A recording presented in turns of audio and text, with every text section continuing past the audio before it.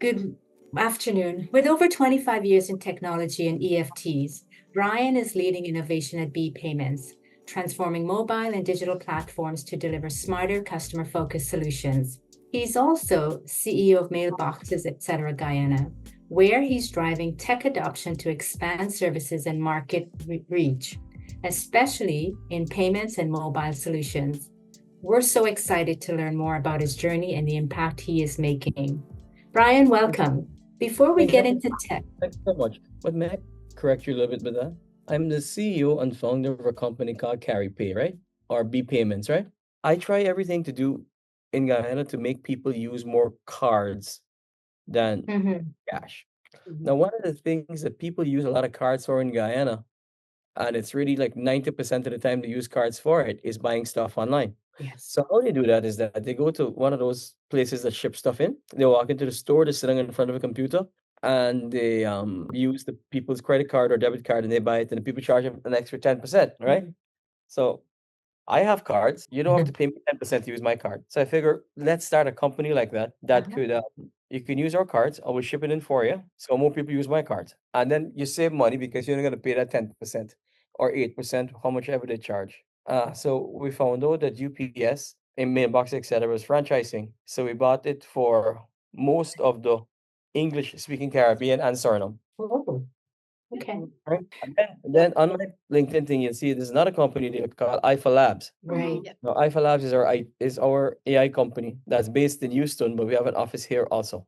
We have about 150 employees. It's big. So let me take a step back and ask you, Brian, what's a book or movie that's had a big impact on you and why?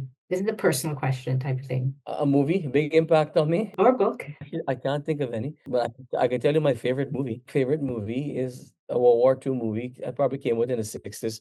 It's called The Great Escape with my favorite actor, Steve McQueen. Steve McQueen. One of my favorite books is a Leon Uris book called The Hajj. It's about the formation of Israel and how all the troubles started between Israel and the rest of the people in that area.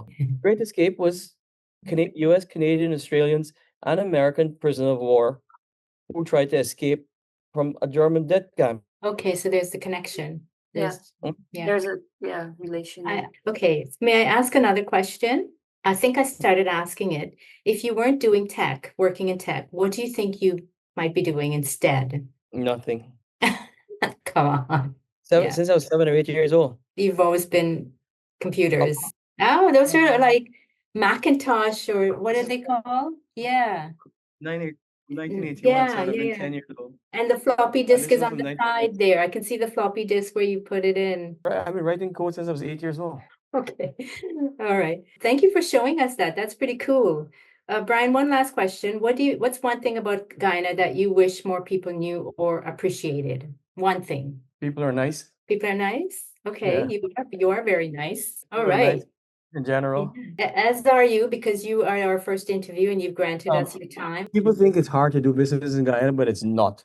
Everybody wants to they don't want to follow the rules, and they want everything right there every day, right now. Instantly. You just follow the rules and wait your turn.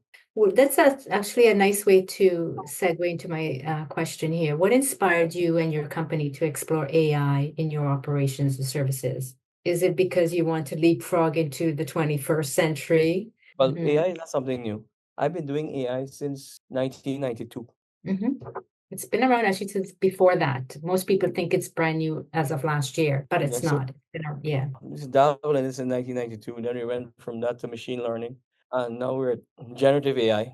We use it to simplify processes and to keep track of mistakes, look for patterns that we can't have somebody, if we have 20,000 transactions a day, it's hard for a human being to go through that and find a pattern. So we use it for that. We use it for KYC. We use it for AML. We use it to make the applications for our cards easier. And I remember my earlier days in learning and development, we had data, but everything was done manually. And when you talk about patterns, I'd have papers laid out in my room, in my office, and looking for those patterns that you talk about that AI can generate in seconds. What tools are you using, Brian? Can you share with us some of the tools and technologies that you're using for specifically? Well, we have a platform called Cerebro. Cerebro, yes, I read, yeah. Which is ours. Yeah, but we also have license with OpenAI and and Grok and DeepSeek and everybody else. And we use all of that stuff depending on the customer. You're using it in your company, right? The end user, the customer, they're not impacted in any way, shape, or form. No, but Or that's because I don't use ChatGPT or any of the open source LLMs for myself. We use our right, own. So it's you use closed your loop. own. Okay, Closed loop. okay, So it only learns what we give it to learn. right. So And okay, nobody so else can see it. you're controlling it. It's a You're closed loop. We have our own. If I use ChatGPT with that, then everybody else will see all the stuff that I'm trying to do. I wanted to ask you a question a little bit about Guyana and where we're going, because there's so much transformation happening in all fronts. Do you see Guyana as a test bed for innovation right now with what you're doing and others as well, even in healthcare and in other industries, agriculture? I don't see it yet, but I would like for it to happen. Okay, where is it at? In the early stages, the infancy? It will happen, and government especially is pushing it like crazy. President Ali, Yes, yes, he's pushing the digitization of Guyana, not the digitalization, the digitization. yes, there's a difference. I know. Yeah. Everything, yeah, he's pushing like crazy. He mandated us to get almost all government services digitized by end of next year. That's a tall order. It's Yeah. huge. It'll be done, yes. Do I think a test bed for any of that stuff now? No. Would I like it that way? Yes. Are some people trying? Yes. A lot of smart people in Ghana, a lot of smart young people especially. They shock me. Oh, okay. What do you see as the biggest opportunity for AI in Guyana over the next 3 to 5 years? What are your thoughts on that? Specific to AI, Healthcare, especially. even Bill Gates says that is the one area that's going to be impacted. Healthcare, especially all government services, so we don't have to go queue up and line up for everything we want. What about agriculture? That's interesting. Agriculture will be impacted quite a bit because of what we can do with AI now. Like for instance, we have these thing called edge cameras, right? Edge AI, everybody thinks that because a camera can do facial recognition, that it's edge. But our cameras are different. Our cameras don't need to be connected to the internet or any other place. LLM is in the camera itself. So you can cut the internet, you can do what you want, and it does the stuff. We have cameras and sensors that could monitor the growth of plants, the salinity and the ppm in the soil. For me in Guyana, using technology and agriculture means that we don't use soil as nutrients. We use soil just for anchoring. For instance, the best way to do it is, I mean, you have a plant there, but we don't care about fertilizer or any nutrients in the soil. We do drip irrigation. Similarly, we can do hydroponics also. Yeah. Right, which is 70% less water. We don't need the soil, but sometimes you need the soil to anchor the plants, the bigger plants especially. But the AI keeps track of everything. So do we have any of those currently in Guyana that you're aware of? Yes. Yes, we do. Awesome. I saw some up to this weekend when I was in Burbies. And do you know if they're local to Guyana, the companies that are developing these? This was Governor Guy was doing it. The government says local, which is excellent. Yeah, but Could you talk to us maybe one or two really big projects, or when it comes to, is it AIFA or IFA Labs that you've collaborated? Well, how? we just finished building the driver's license renewal system in the Guyana. So you walk up to a kiosk, you scan your driver's license, it connects to the database of the Guyana Revenue Authority. Guyana Revenue Authority says, hey, yeah, this guy is okay to renew. Or it says, no, this guy has 10 points on his license. He can't renew his license, or he did something bad, or we're looking for him. And it prints your ID for you right there and then. So you don't have to go line up. And they'll be all over Guyana. This kiosk. Yeah. Okay, and that saves lots of time on the customer too. AI helps you with anything that prevents you from lining up. We also build the immigration form, fill out when you come to Guyana. We put it in WhatsApp as opposed to having a separate app or a portal because we found it easier to do it on WhatsApp. Everyone's using WhatsApp, yeah. Actually, a specific question. Okay, if someone in Guyana wanted to get involved in AI or fintech, what advice would you give them? There are lots of free courses online. And if you're in Guyana currently, there are a lot of courses the government of Guyana can afford you that's free. They use Coursera and Cursive. It's almost free. You just go online and you do it and you start learning and start practicing on your own. Mind you, I'm old. I didn't know anything about this 5 years ago. I mean, I know about AI, but I didn't touch it for 20 years, 30 years. Fintech, I knew nothing about it until maybe 2018. And here you are now with Yeah, online banking. learning. Yeah. Just learn. Where can people learn more about B and the work you're doing? Because it's incredibly hellob.com. hellob.com. Just LOB, nice and easy. It is, and the B is kind of B. I like it. It's short and sweet. It's not that. People don't understand. I don't want to go to Rajaram Sons and Daughters Enterprise. Is that a dig at Rada, please? Everybody got to get some fancy name for a business in Guyana in which it has like 50 syllables and 14 consonants. I said, I don't care about that stuff because I can't remember. I may see stuff on Facebook at night, right? Hey, these guys got this thing selling. Let me go check them out. And next day I can't remember the name because it's just too hard. B It is just to be or not to be. That Yeah. is. it's just too hard. People leave things in Guyana. They build companies for themselves. I don't have a value company. Yeah, I build for the customers. right.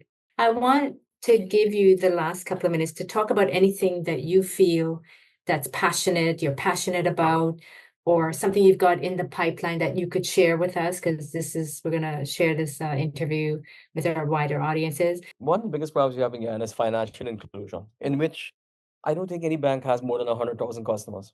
I could be wrong, right? Now, that doesn't mean that we have 6 banks in Guyana and each bank has 100,000 customers, so 600,000 unique customers. Last weekend, I think we had a holiday sometime last week or the week before. So I drove around town. I found a guy selling air freshener on the street, asking if he had a bank account. He said no. I asked him how much money he takes on. They told me. So I said, where do you put the money? He just, nowhere. I just have it. So I said, well, why don't you go to the bank and get a bank account? And he said, well, I won't be able to sell my air freshener because it'll take me 3 hours. And then I got to spend 2 weeks to get all the documents, right? So that prevents him from being part of the formal financial system in Guyana. Right.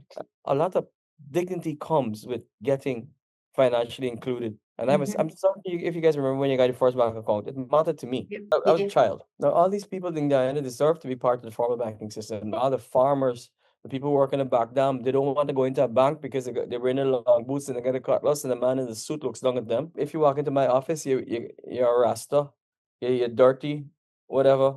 There's a counter here. We have when you walk into my office, there's coffee, there's drinks, there's cookies, there's candy for kids. It's for anybody who walks in the office. All that stuff, the intimidation prevents financial inclusion, prevents it totally. So the first part that we're working on is financial inclusion. Financial inclusion is one of the things I'm working on currently. How to get as many people into the formal banking system as possible.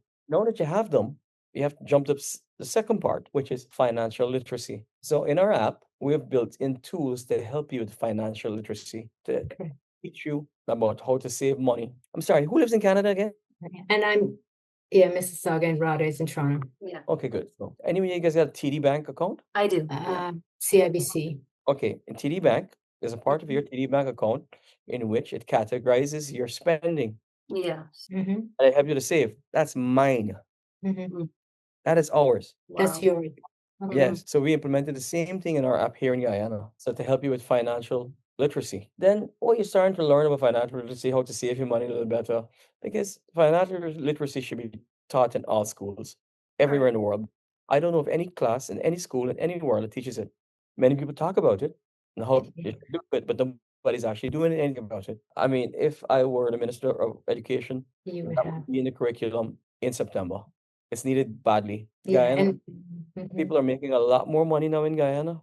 The government in Guyana is doing an extremely good job to make sure people get better salaries. They're actually creating jobs for people a lot, even part-time jobs for people. They're not part of the financial system. Maybe they don't know how to manage their money properly. I don't think anybody knows exactly how to manage their money properly, but at least you can learn. We go from financial inclusion. We're working on financial literacy. So we're hoping you get to the next stage called financial wellness, in which you're comfortable in your skin and you're living within your means. But it doesn't end there. We have a fourth step that we're working on called financial freedom, in which we teach you how to invest your money so your money can work for you. Right. it sounds like very much a mindset shift. That Yes. it's a journey you've got to take the guy through. So what's your like documentation requirement? Is it lesser than what the banks requires? Because I know they currently require like recommendation and all of that. No. That's beyond stupid. No. We have to follow all the rules, all the traditional banks in Ghana. Yeah. Okay. But also there's something called last year the government of Guyana passed a law with the Bank of Guyana says that if your deposits every month is less than 2,500 US 500,000, we have reduced it, KYC and AML. Okay. Most of our customers are like that, Okay. less than 500,000. We Okay. can never compete with a bank. We do not want to compete with a bank. We do Right. not want to be a bank. Mhm. All we I- care about is payments. Brian, I thought this was a really solid close to the session where you walked us through financial inclusion, literacy, wellness, and finally freedom. I think that kind of ties up the entire conversation really nicely. Rada, Aldercy, and myself, we thoroughly enjoyed this conversation. It was so much fun and really enlightening.